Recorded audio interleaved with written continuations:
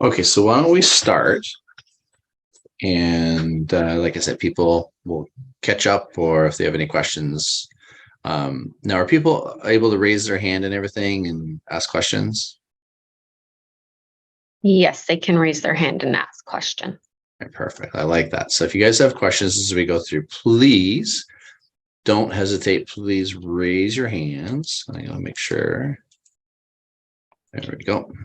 All When I right. say questions, they can use the chat and the Q&A. I don't think they can verbally ask. Well, you can allow to talk, actually. I can click on the participants, say allow to talk. All right. Let's get rolling. Okay, so I know there's about 36 people signed up for this particular session. So thank you so much. I know some of them are from my team kind of sitting in on it. And I know that there was something went out into the real estate hacks yesterday, and then some other places as well. So congratulations. Thank you for being here. I'm going to try and keep it as quick as possible because I value your time and I want to make sure that we get the most out of this and just have some time to answer some questions as well. And I just want to say, here's what we're going to be covering. We're going to briefly be covering listing it. This is sort of the itinerary. I took some stuff out just to kind of make it a little bit abbreviated. But we are going to talk about listing renovation loans, okay, that you as a realtor can start adding into your I guess the benefits in terms of your value proposition, that when you're going into listings, you're going to be able to actually offer loans for them to do their quick kitchen renos and everything else as well. We're going to briefly talk about some investment property financing. We're going to talk about some of the 100% financing we're doing on some of the new builds that were pre-purchased over a year ago.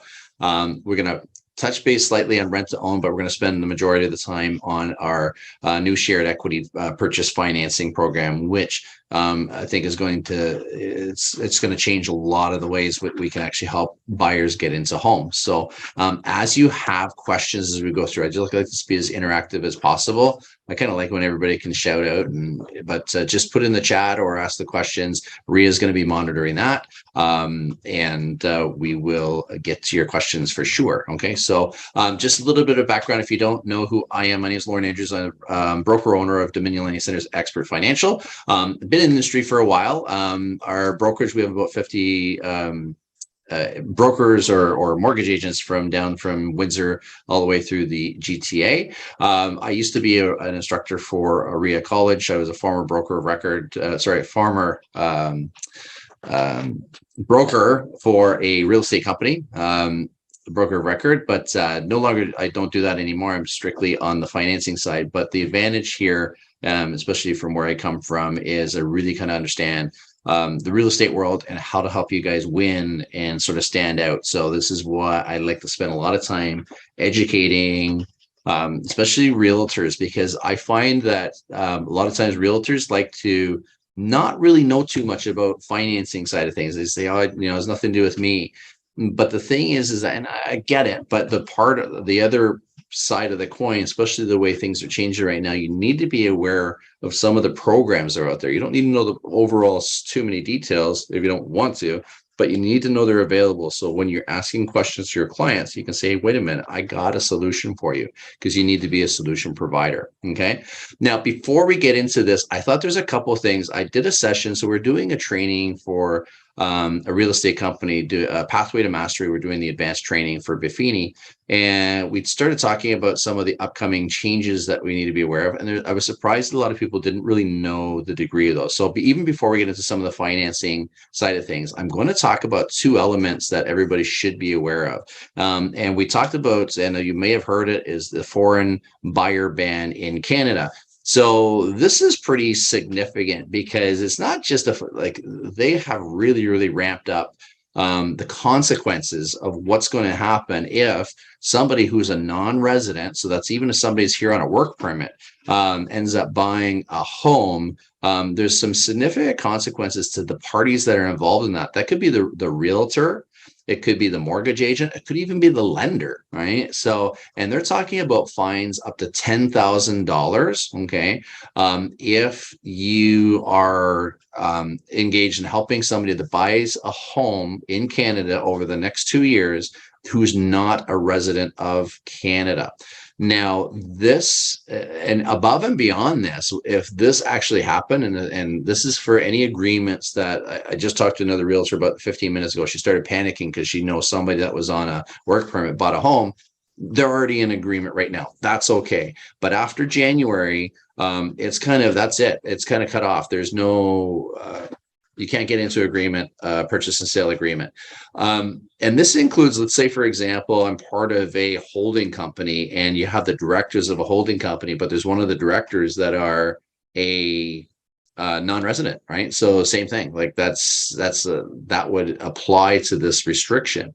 Now, the other thing too, is they say once they find out that the home was sold with somebody that was involved who is non-residents, they have the ability to go in and force the sale of that property. And then any parties that are involved in that sale would be responsible for the losses as well. So it is pretty significant. So I don't know if everybody knows the extent of what this means, but I just need you to be aware of it, because again, I'm trying to protect as many people as we can when this actually comes into play.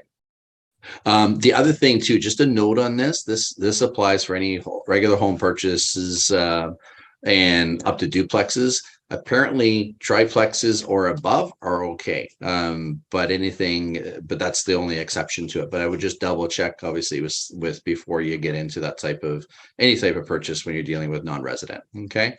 Any questions on that? Let's throw it into the chat and I'll be able to answer it.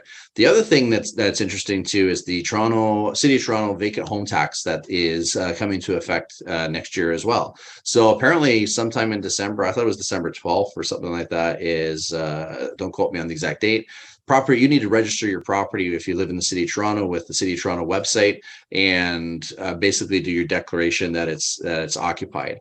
Any homes that are found to be unoccupied for a period of 6 months could potentially be subject to a 1% property tax adjustment, so if you have $1 million property, that's a $10,000 adjustment. So you really got to be aware there are some exceptions and on this as well, because sometimes there's homes that are under renovation. There's seniors that have been put into a senior living care and stuff like that. So I would go through the City of Toronto website, just double check. But you have to, if you don't register your home, I think it's like a $275 fine. Okay, so just be aware of that. Okay, any questions on that stuff? We're good, Ria? Nothing coming through? All right. Don't be shy. Just ask these questions. I talked about those instant loans. So this is a big thing that, because a lot of times people, as realtors, the market's changed. Okay. So what we have to do is now have to become more creative in terms of what we are doing to help bring more value into the marketplace. And particularly when we talk about listings, for example, our brokerage has a portal that any of the realtors that we work with, we sponsor their marketing and we give them basically access to unlimited single property websites, which should generate leads with text capture, et cetera, et cetera. Now, nobody was using it 6 months ago because by the time you actually listed the property, you couldn't hit enter quick enough and the property was sold, right? So that wasn't that active. Now it's a little bit tougher. Properties are now on the market a lot longer, and sometimes to bring up the values, you need to be make your listing a little bit more attractive than other listings in the street. And sometimes it just takes a little bit of tweaking, a little bit of maybe replacing kitchen cupboards or a bathroom or something pretty simple. But with these instant loans, like we actually have packages we can get you to, we'll talk about it later, the strategy sessions that you can book. We can create marketing pieces for you that you can actually put this into your package, put your branding on it and everything else. So that somebody that wants to, you're selling their house, but you say, listen, if we could do this kitchen reno, I believe we could get you this or something else. You have this available for you because basically it's a quick loan, it's an open loan, and then it just gets paid off when the house is sold. Okay. So you want to be able to put this kind of in your arsenal of value. You need to add it to your value proposition. Okay. Perfect. Is there a couple of questions that came through, Ria?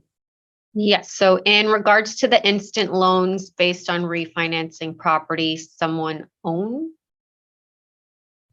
Is this, okay, recap on that question. So is the instant loans essentially they're based on somebody who currently owns and needs to refinance, right? There would be no other option for an instant loan. Yeah, you would have to have you'd have to have a property, like it has to be connected to a property for the instant loan.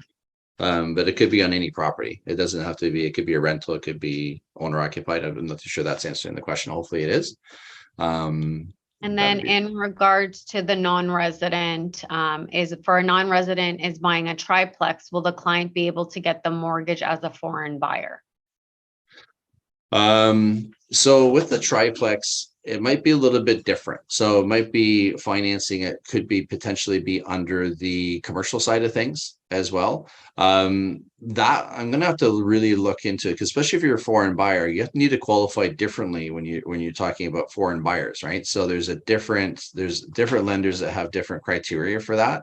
And if it's a triplex, you're a foreign buyer, generally, I think the reason why they open it up to triplexes or more, because there's an assumption that you're going to live in one of those places, right? And it's the idea of foreign buyer tax was, okay, sorry, the foreign buyer ban was to eliminate people coming and taking up inventory that for houses they weren't living in. And if somebody has cash to come in and invest, but also create two additional spaces for other people to live in, then they're saying, okay, that's going to be okay, because it's not really taking away any of that inventory. Okay. So if somebody is here on a work permit or something else that is buying a triplex or more, that would potentially be acceptable. And if they're here on a work permit and buying a triplex or more, the lenders would be fine with it as well. Okay. As long as you still have to qualify though, obviously. All right. Great questions. We got to talk a little bit about investment properties, and I'm not going to dwell on this too much, but in that session yesterday, I was with the 30 realtors, and we talked about working with investors. And we have to understand that when we work with investors, there's many people that try and buy investment properties, or maybe have bought investment properties, but kind of reach their limit. They reach their cap. And what this basically means is that the lending criteria, there's a certain, they'll lend on debt ratios, right? And once you reach a certain limit, they say, hey, listen, you reached your limit, you can't buy anymore. Well, that's not necessarily the case, because there's programs out there that will use what's called debt service ratio qualification, and it's more done on the commercial side. The rates aren't that much different. And for example, if I get here, so debt service ratios, for example, if you're buying a property and the rental income is $2,000 each month and it costs you $500 in expenses along with a $1,200 monthly mortgage payment, then your DCR, or your debt service ratio, would equal 125. Okay. And then the lender will say, that's all I need. It cash flows 125. So, and to put that in English, basically your cash flow needs to exceed 25% of your expenses. Okay. It's just, that's why I put that little abbreviation to kind of make sure you kind of, like, that could be confusing for some people. So does this cash flow at 25% above what my expenses are? Okay. If it does, you don't need to show your income. Okay. The income is non-income. It's not an issue. Okay. It's just, we have to use a lender that will do these, right? And more done on the commercial side. Okay. So just be aware that this is available. Okay. Another thing that we talked about is you'll get a lot more investors that are investing in holding companies. A lot of times holding companies really had to go to the commercial side. But HSBC, which is now licensed, they're now doing it in here and Alberta. Okay. They will allow you to hold up to 12 properties under a holding company. So under the residential side, and the rates are very, very favorable. Okay. So there are those sort of options.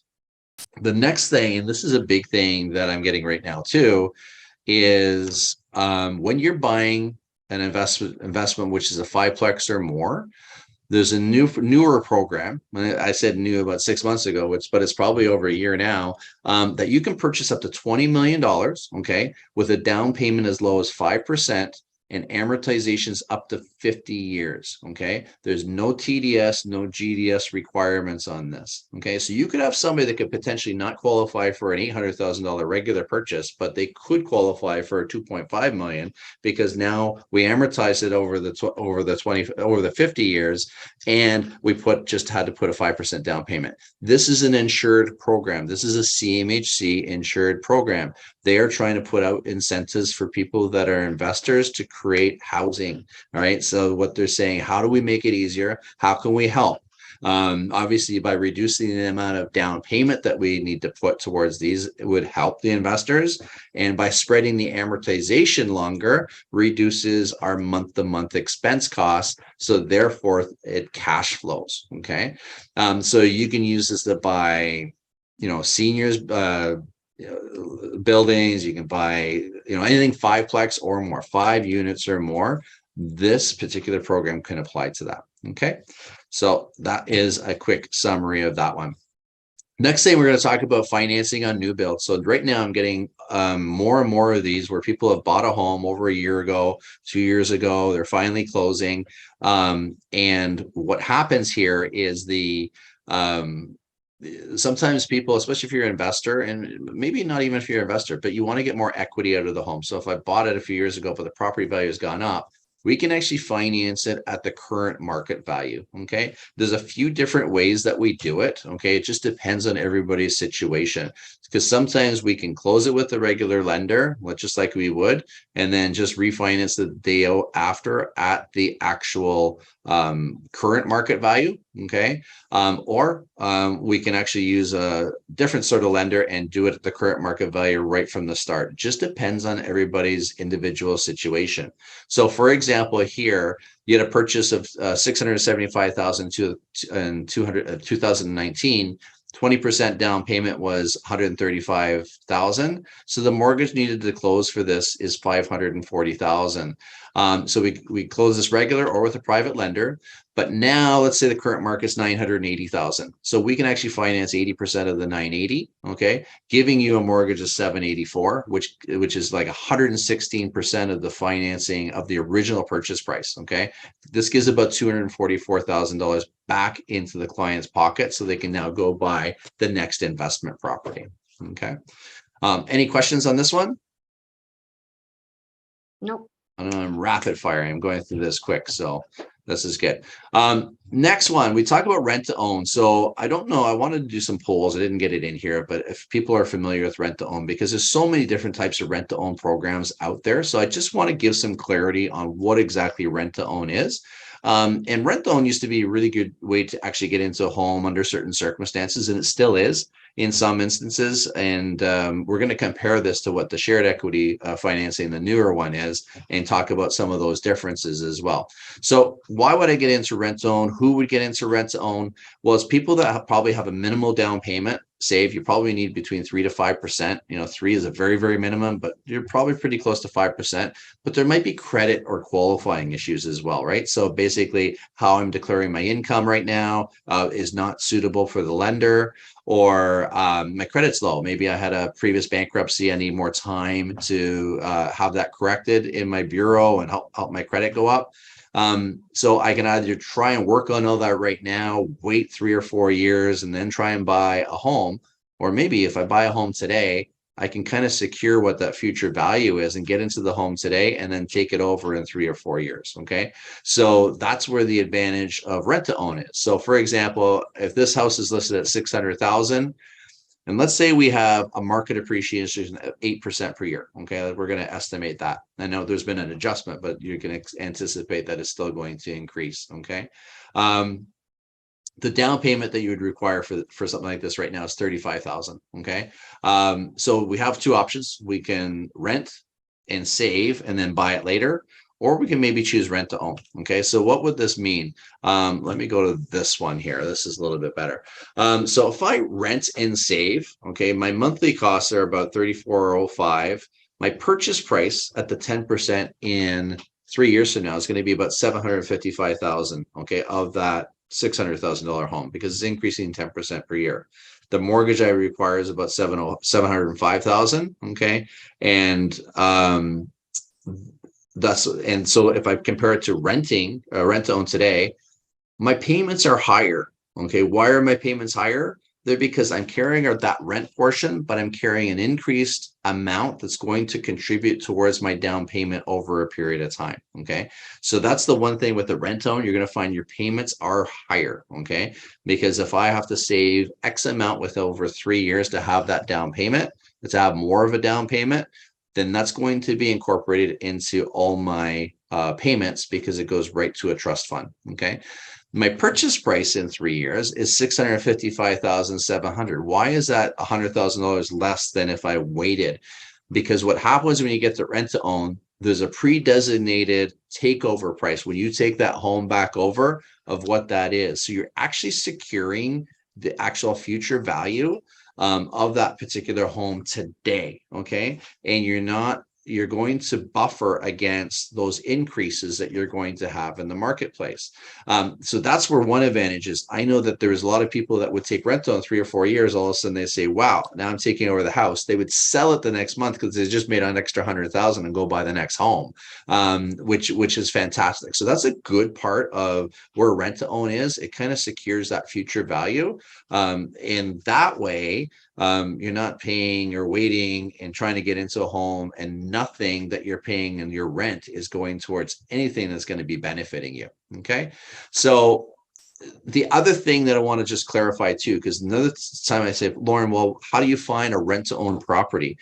It's any property that's on the MLS. First, you qualify. We get you qualified and sort of pre-approved, and then you and your realtor go find any home on the MLS. Okay, it's not a designated property that's designated for rent own. It's any home that's on the MLS. Now there might be some restrictions because they don't like swimming pools and things that could be large expenses because technically it's the rent to own entity that's still responsible for that property until it's taken over by you. And the other thing too with closing costs, there's no land transfer taxes or anything else as well. When you start the rent to own, it's when you take it over, that's when those costs would be incurred. Okay. Any questions on rent to own? Good, Rhea? No questions yet. All right, perfect. Okay, so now we're going to jump into the shared equity. Okay, because this I think is going to be big. And one of the things we're going to I did talk. There's a few of you that are on this meeting right now that we had connected and talked about it yesterday. That's I'm going to get a little bit more detail today, and then I'm going to tell you how to actually use this program to reach out to your database. Okay, so this is big. I see the question, what are the drawbacks of rent to own? That is a great question, and I would say some of the drawbacks is right now, and it's great if I showed you the shared equity, you're going to see the difference. When you start with rent own, you have a fractional ownership. Okay, so it really starts as a minute amount, and as you make each payment, it starts to grow. Okay, the other drawback I would say is the monthly payments, because if you have to save a total 10% down, and you want to do it over 3 years, your monthly payments could be quite high. So the carrying cost on the rent own could be much higher. The other thing I would say is with the rent to own too, you're qualifying based on a 25-year amortization or an insured mortgage. All right, because you're going to be not likely having more than 20% down, so it's going to have to be insured. So you're not going to qualify for as much as you would for example, the co-ownership or shared equity. Okay, perfect. Aaron wants me to speak slower. I get it. I'm just so excited to get this, but this part I'm going to go real slow, Aaron. This is good. With rent own, can you make improvements or renovations like adding a basement apartment or additional income? 100% you can. You just need to inform and let the rent own entity this is what you want to do, because they don't want you like tearing down, like doing things without permits, tearing down support walls, things like that, having collapse on them and things like that. So and that's why the rent to own is a good program, because a lot of people take pride in ownership and they will invest in that particular property, right? And that's why the rental and investors like it, because it's a property that's going to be well taken care of, because it's going to transition into the owner's name, or the purchaser's name. Perfect. Any other questions, Ria? So there's what are example scenarios for co-ownership, which you're going to be doing shortly. Yeah. And then who's on title? Who's on title, Larry? How are you, Larry? I haven't seen you for a long time. How come the questions keep disappearing? Because I've marked them as answered. Oh, what, I haven't answered that one. I don't see it anymore. You can see it on the answered side. All right. Oh, it's on the answer side. Okay. Sorry. What was the question? So who's on title for Oh, rental? who's on title? Okay. So basically it's the rental, it's the actual entity. So basically rent to own will get an investor, okay, that will hold the property in trust. The investor is the one that's holding the mortgage. So the investor, basically, they come down, they put down their 20% down payment, they'll get a mortgage amount for the balance. It's almost like they're co-signing for you, but they hold it in trust for you under the rent to own agreement. And with that, so that rental portion is really carrying that mortgage, which is usually less than a normal rent would be, because they're putting that 20% down. The additional amount is your savings that are on top of that. Okay. And once the term of the rent to own is expiring, that's when now you pre-qualify to go into a regular lender. There's no down payment needed, because you've already made the down payment of 5%, 10%, or whatever that preset amount is that they set it up for when it's ready to close. Okay, so that's kind of how that works. All right. Thanks, Larry. I miss you too, buddy. Okay, so let's go into so co-ownership financing. So we're going to talk about what it is. I'm going to give you some example scenarios. I'm going to talk about where it's available, and I'm going to talk about steps to pre-approval, and to make sure, as realtors, you need to be registered for this particular program. I'm going to show you how to do that as well. Okay. All right. So what is co-ownership financing? So co-ownership financing, or shared equity financing. I like shared equity because co-ownership, people don't really understand what that means. Shared equity is basically probably the better term. So shared equity basically closes the gap to give you a 20% down payment. Okay. It's for owner occupied homes only. So all you people who think, oh, this would be great for my investors. No, not so much. Has to be a principal residence. Okay. So keep that in mind. So let's say I want to buy a home and I have to have a minimum of 5% down. They will give me the rest to make a 20% down payment. So what does this mean? So the maximum amount that the co-ownership company, which is a company called Arborough, will give you is $250,000. So that means under this particular program, I can buy a $2.5 million program with 10% down, because I would need, you need a 20% down payment for any property that's over $1 million. So the maximum they're going to give us 250. So if I had 250, I could buy a $2.5 million property under this particular program. If I only had 5% down, I could buy up to $1.7 million property under this particular program. Okay. And basically, I'm going to explain how it works when you're purchasing a property. Okay. How the equity split works. Okay. And I'm going to talk about what happens when you sell that particular property. So stay with me. Stay with me on this ride. Hang on tight. This is great. All right. So here we go. So let's say I want to buy a property for $1 million, right? And I have $50,000 is all I have saved, but I really like this $1 million property. How do I come up with the other money? Well, first of all, I'm going to look for relatives. I'm going to look for any other people that can maybe gift me some money so I can, but not everybody has rich relatives that'll do that. And some people, some of the relatives are overseas, or they're first generations in Canada and things like that too. So how do I get equity for the down payment? Well, with this particular program, they'll give you whatever you need to make the 20% down payment. So if I have 5% down, okay, they will give, and let's say on $1 million property, that's $50,000. They will give the rest, $150,000, to make my 20% down payment. So then I'll have an $800,000 mortgage, 20% down payment is $1 million property. Okay. Now, but depending on what my down payment is, will translate to an equity split. Okay. So if I put 50,000 of the 200,000, that's 25%. So my equity share in this home is 25% as the homeowner. Okay. The co-ownership company, their equity share in the increase or decrease of this property is 75%. Okay. Let me go another scenario. Let's say I had more money down, just so I can show you the difference here. Let's say I had 8%, which is 80,000. All right. So I put 80,000. They put the balance of 120,000. That would make a $200,000 down payment. But now my equity share is 40% because 80,000 of 200 is 40%. Okay. So that's how the equity share is split based on whatever that down payment is. So let's look at what this means for a couple families that we worked on. Okay. So we had family number one. They were newer to Canada, right? So they wanted to buy their first condo, and I think their combined salary was like 85,000. All right, they had $40,000 as a down payment that was saved. So they want to buy a condo in Toronto. The maximum that they could afford based on the insured, because it was CMHC insured or Genworth or Sagan, I guess it is now, was 400,000. Okay, so that was the maximum. Okay, under this particular, and they couldn't find that condo that they like nothing for 400,000, but they under this particular program they're able to buy for about 570,000. So it increased their purchasing power. So how does it increase your purchasing power? Basically, now I know I have 20% down. So what we do now is we get rid of the insurance. There's no more CMHC. They just saved all that money. We now increase the mortgage to a 30-year amortization to qualify them for their maximum mortgage. Okay.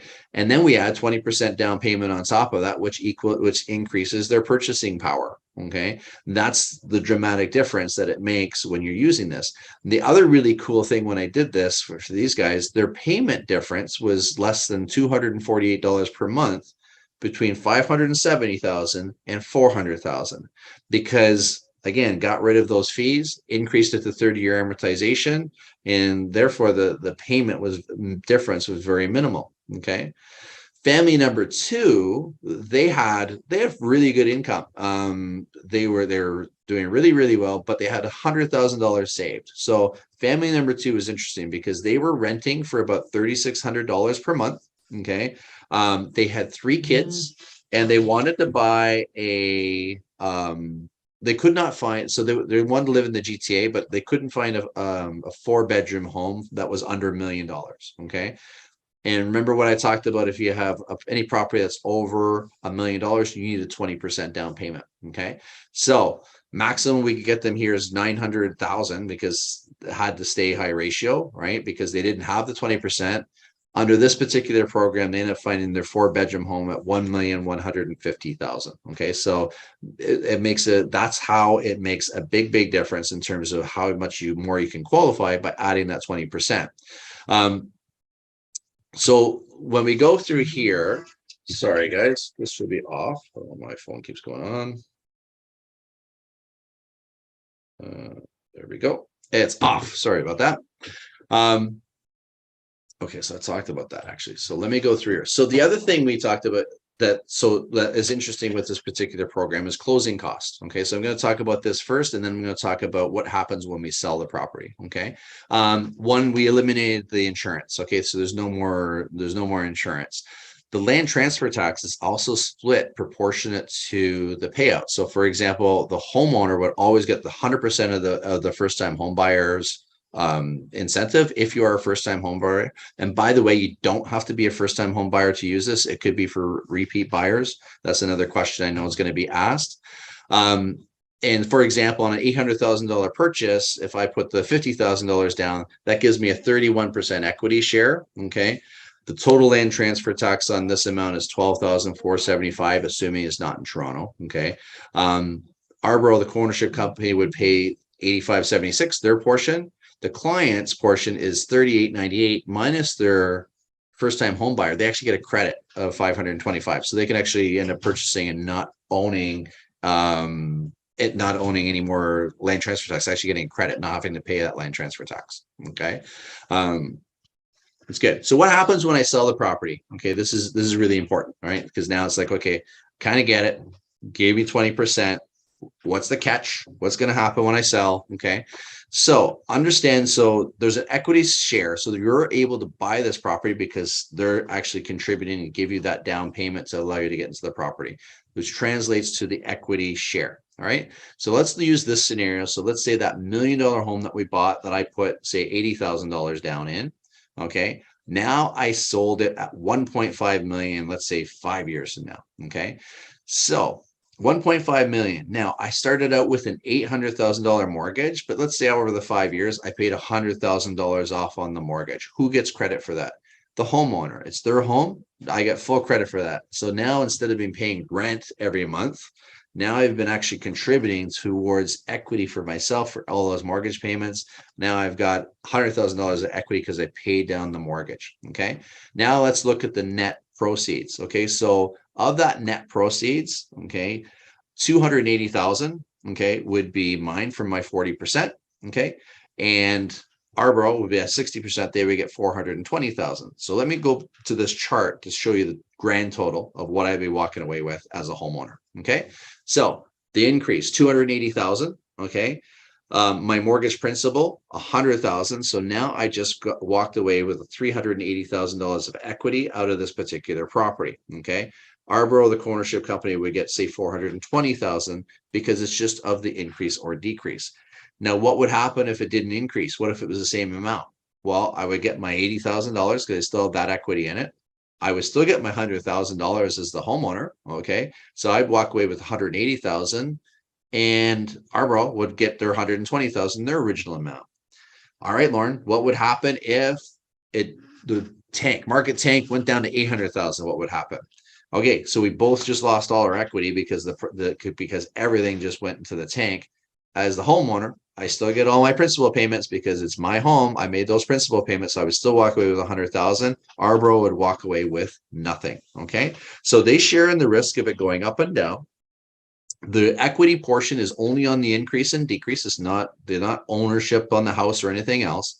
That's how it translates. I know there's questions, but I'll get through this next slide and then we'll go through questions, right? Sound good? Okay, perfect. So more details on this. How long can I be in this program? So you can be in this program for up to 10 years. Okay. What happens after 10 years and I still want to live in this particular home? Well, then you do an appraisal, refinance, pay out the equity portion. That's as simple as it is. Okay. Understand that most people, especially first-time home buyers, will sell their home within 4 to 6 years. There's a high percentage of them. I think it's over 70%, somewhere close to 67%, or I forget the exact amount. But a large amount of first-time home buyers will sell a home between 4 to 6 years. This is ideal to get into a home, build equity in that home, and use the leverage that equity to actually get out and buy something else. If I took let's say I had $50,000 and I put it into a bank account that gave me 10% per year. Okay. After 1 year, I would have what, 5,000? I don't think the math is that hard, right?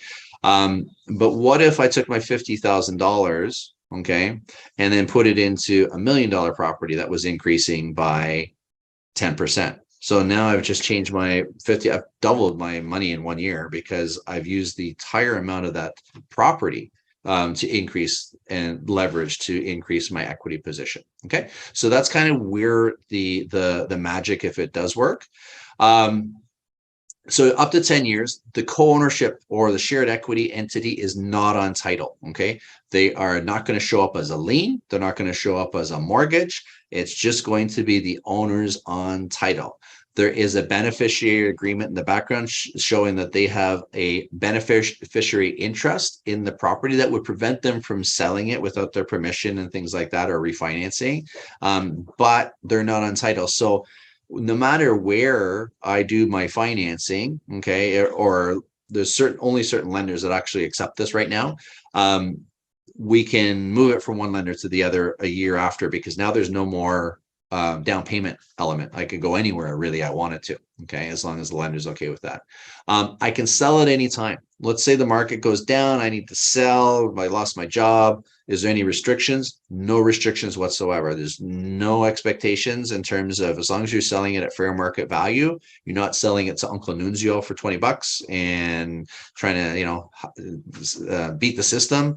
It's got to be fair market value sale, but you can sell it anytime. There's no restrictions whatsoever. So there's no liens, no loan payments. And like I said, you can move from one institution to another institution. Okay. All right. So we have some questions. Yes, we do. So first one I'll answer. Hanny wants to know if we get a copy of the presentation. Yes, Lauren has recorded this and will be sending it out.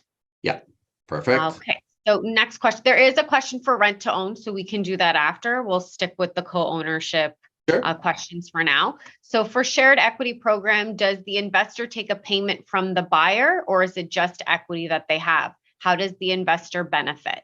Okay, so I think that question probably came in before I showed you the charts, right?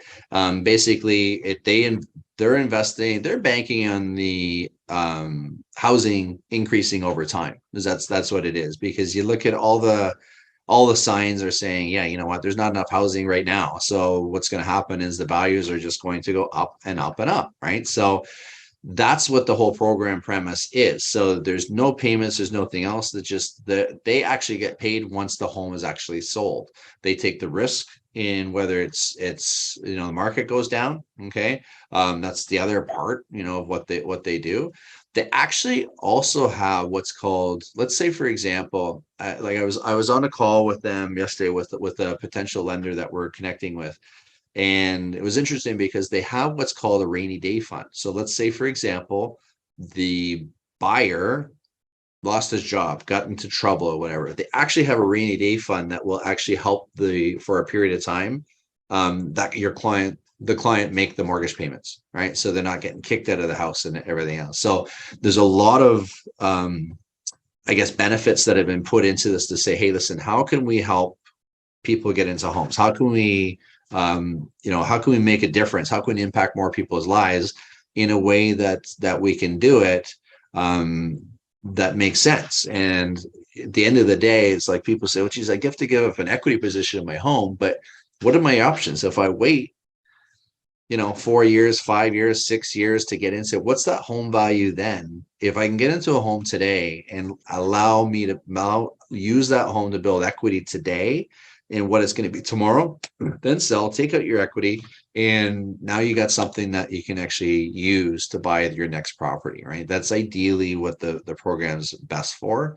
When we talked about the rent zone, that's the difference between the rent zone. You're adding on a mortgage pay, you're adding on that down payment. Whereas here, you're not adding on any down payment. There's no extra costs per month. There's no extra fees per month. There's no loan.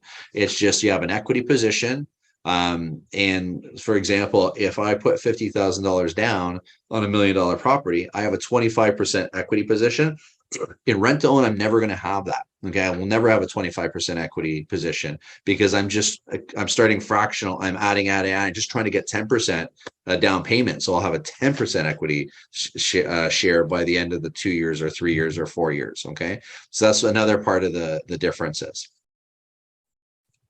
Go ahead, Ria. What else we got? Okay, so would the shared equity program work for clients looking to purchase pre-constructions that are closing in the next 3 to 5 years from today? Yeah, unfortunately not, because there's too many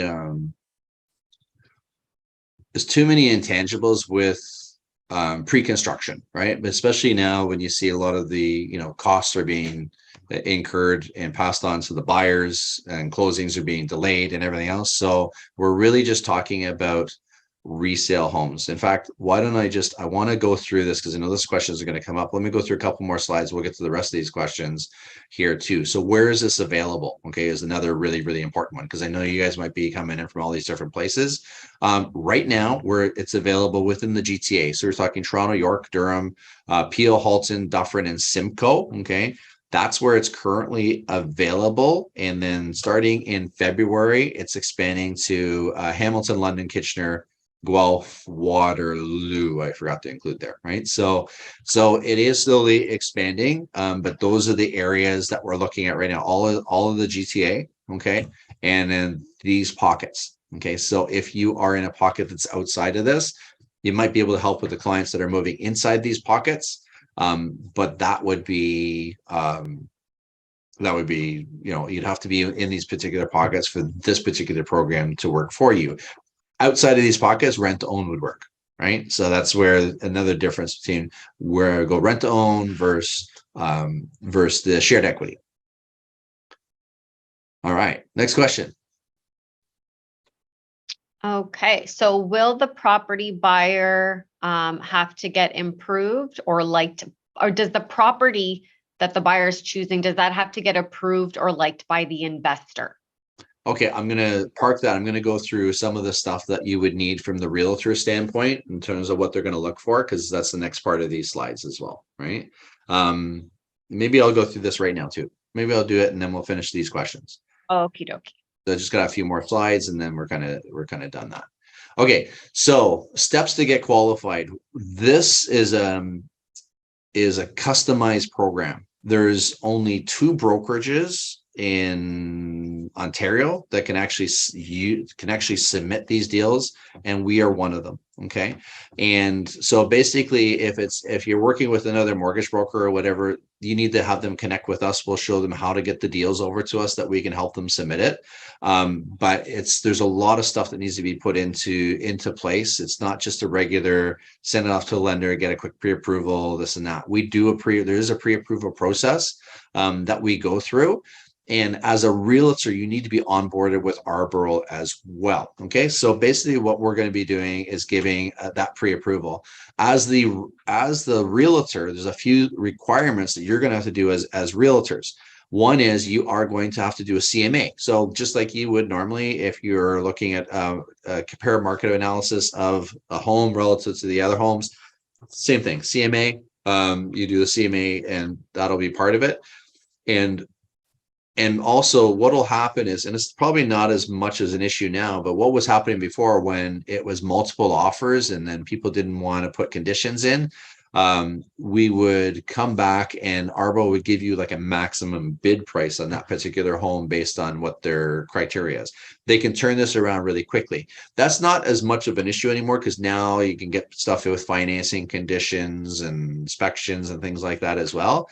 But for a while there, it's pretty hard to insert any type of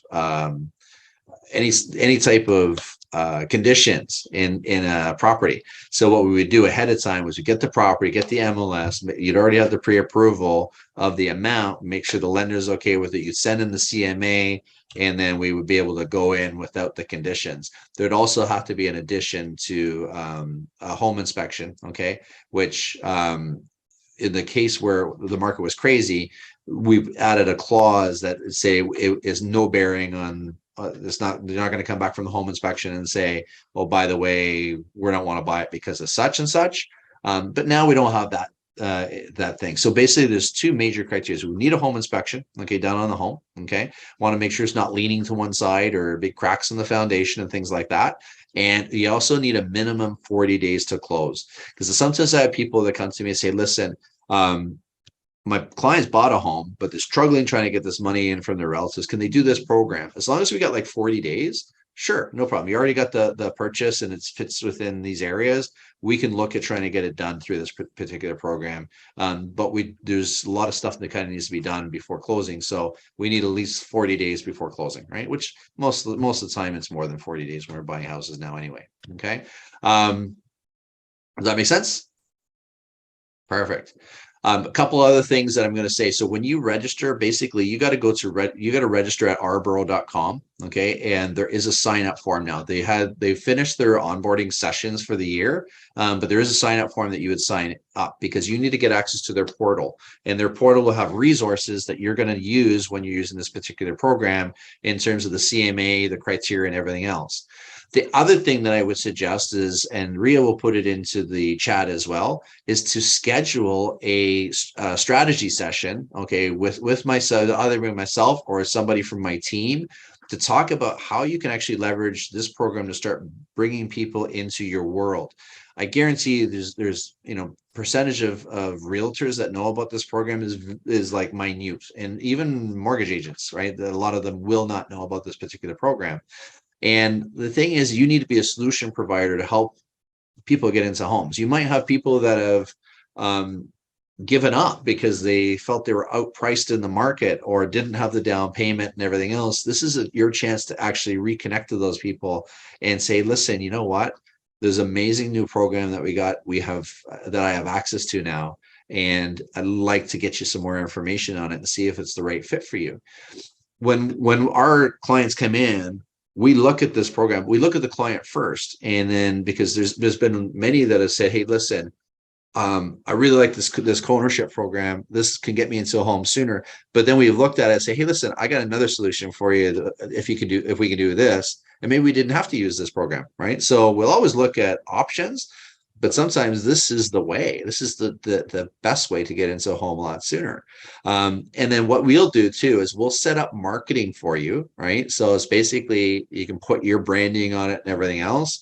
And this is our marketing that we designed, because the Arboro one, it talks about co-ownership and sort of generalizes it, but consumers don't really understand it. So I try to just make it simple. Like, do you need funds for a down payment? You can buy up to 1.7 million with 5% down. There's no payments, etc.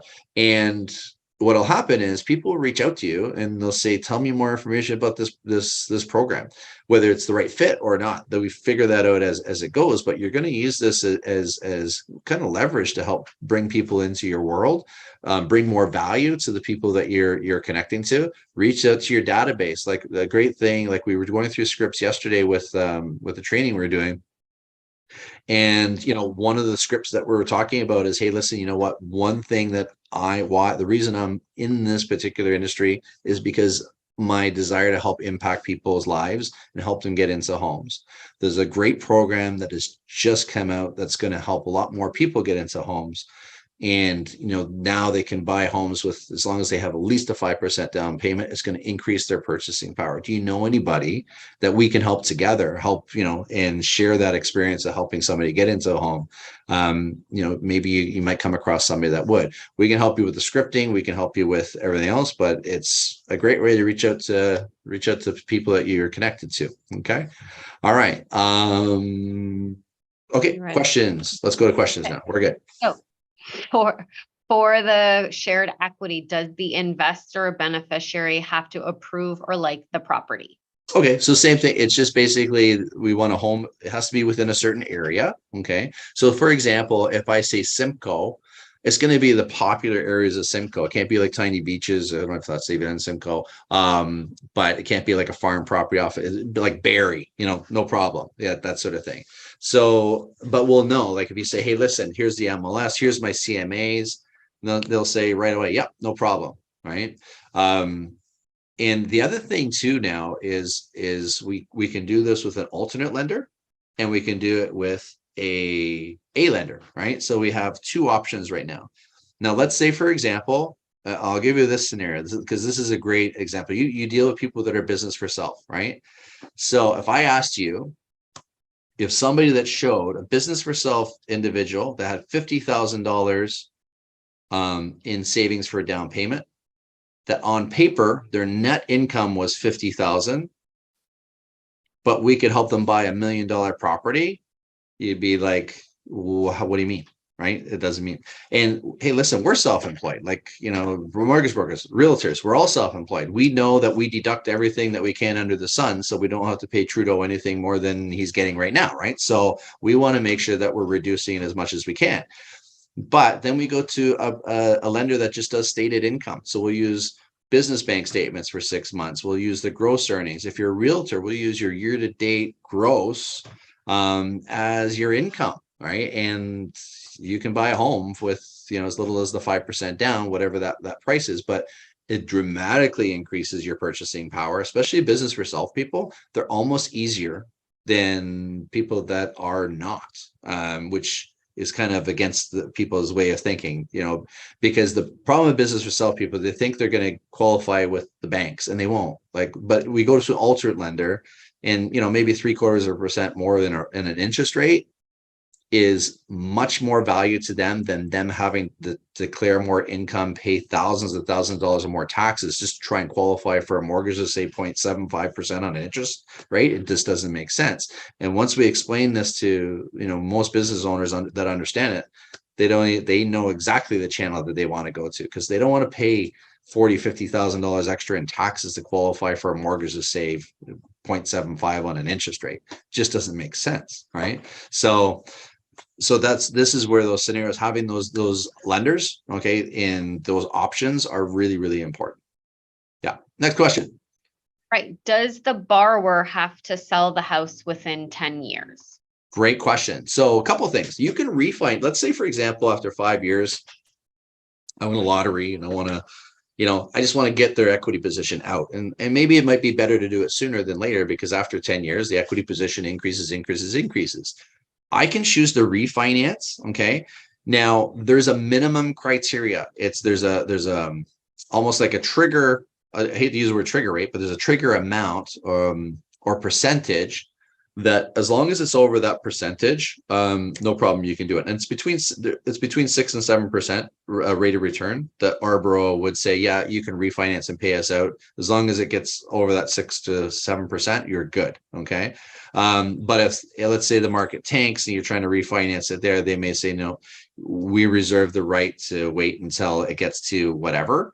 After the 10 years and you want to stay in that home, that's the 10-year mark. You we do an appraised market value at that particular time, and that's what it gets paid out at, right? So so you can stay in the home. You don't have to sell. Okay, if you want to stay in the home, it's just at the 10-year mark, that's when you would basically refinance and pay them out their portion. All right. Perfect. Can the beneficiary or investor stop the sale because the prices have gone down?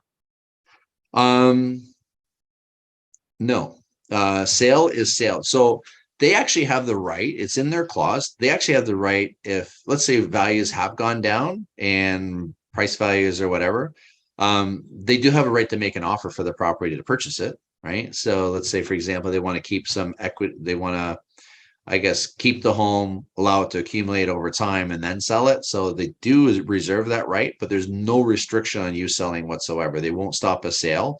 Because if, people are in a tough situation or whatever it is, that's where their risk is, because they share that risk. The only thing is, again, it has to be at fair market value. You can't sell it to your uncle or somebody else at a discount. It has to be third party, arm's length, fair market value sale. Great question. Now, another question regarding selling and such is, how long has this program or company been operating? Based on their company investment model, would they force clients to sell their home if markets do go down for a period of time? No, because you got to understand that okay, so they've been around. Let's answer the first question first. So they're going into their April 2nd. They're going into their second year because they've just had some renewals come up recently, right? So they're going into their second year. It's not an organization that has, mom and dad investing in it or whatever. It's owned by a corporation that has a lot of money behind it. And so the money is not an issue. What they do is they raise certain funds, they get rid of those, and then they're doing another 50 million, they'll get rid of that, and then etc. Right? So that's kind of how they'll scale it. Now the question is, if the values go down, could they force them to sell their home? They don't want, if the values go down, I wouldn't want you to sell your home. I need you to wait till it goes up, because don't forget, they're not carrying the mortgage, you're carrying the mortgage, right? So basically that's where it is. And if values are going down, they're gonna say, geez, I hope these people wait until it goes back up, because then we're gonna make some money. But if it goes down, they're not gonna make any money, right? But there's no restriction. There cannot be a restriction on you selling the home, right? It's just you can't do it, and they don't want to do it. It's, understand the approach from this is more of a social responsibility type thing. How can we help people get into homes in a different way? And OFC has just, one of the things up to this particular OFC, is the governing body of, who allows finance. So they dictate all the rules. And they kind of came out with this program last year. Now OFSI just came out and said, okay, shared equity is thumbs up. We approve it. So it's going to open the door for a lot of opportunities right now, and on the lending side, but for sure on the purchaser side, this could be huge for people to get into homes. Okay, and then are the mortgage rates higher in this program? So if it's like, it's no higher than, for example, if I was to do, if I was qualify under the A lender, it'd be whatever the A lender rates are. And if I was going to an alternate lender, it would be whatever the alternate lender rates are. The program itself doesn't come with a rate surcharge at all. Perfect. Yeah. And can we pay the shared equity plan in the first or second year after the purchase? Another source, or does it have to be from the property itself? Can we pay without refinancing the property? Yeah, 100%. It's just basically it'll be appraise of market value, and you got to pay them the amount, right? So if the rich uncle has some money for you, and or you just won the lottery or whatever, just do the appraisal. As long as it meets the criteria between 6 and 7% of rate of return, on when you're doing a refinance situation, you don't actually have to refinance the property. You just pay them out that portion for sure. That's not a problem. Okay. And then I think Arbor announced that they can underwrite deals with CIBC. Is that correct? Yeah. So that's our A lender right now, and we're in the midst of signing up another A lender. I'm hoping it's going to happen relatively soon. And so that's who we would be doing it under the A side. And on the B side, we use Equitable Bank, right? So, and Community Trust are our two other lenders that we now do on the alternate side. Okay. And then are the qualifications the same for shared equity and rent to own? No. So for example, so it'll depend on the lender, because you got to remember that we're actually doing 20% down with shared equity, right? So now we can go to a 30-year amortization. If it's with an alternate lender, we can take ratios a lot higher. Okay. If it's with the A lender CIBC, it's got to fit within their, 39-42. That's with, I think 42 is their max on this particular program. So it does have criteria with that, but based on a 30-year amortization. If it's rent to own, I have to include it's an insured product, and I have to use a 25-year amortization. So you're not going to have as much purchasing power with rent to own as you would with shared equity. Does that make sense? Yeah. You guys are asking great questions, by the way. This is amazing. It was good. And then what do you recommend for contractors with big cash income, but only 3 to 4% down payment? Okay, so one of the things, start saving the down payment, because you need at least 5%. Okay. You'll need a little bit for closing costs as well, but your closing cost is shared based on your equity split. If you have a lot of cash income, because basically you got to understand, when we use stated income programs, it's basically we want a registration of your business, and we want 6 months bank statements. Some lenders are asking for 12 months bank statements, but a lot of them are still okay with 6.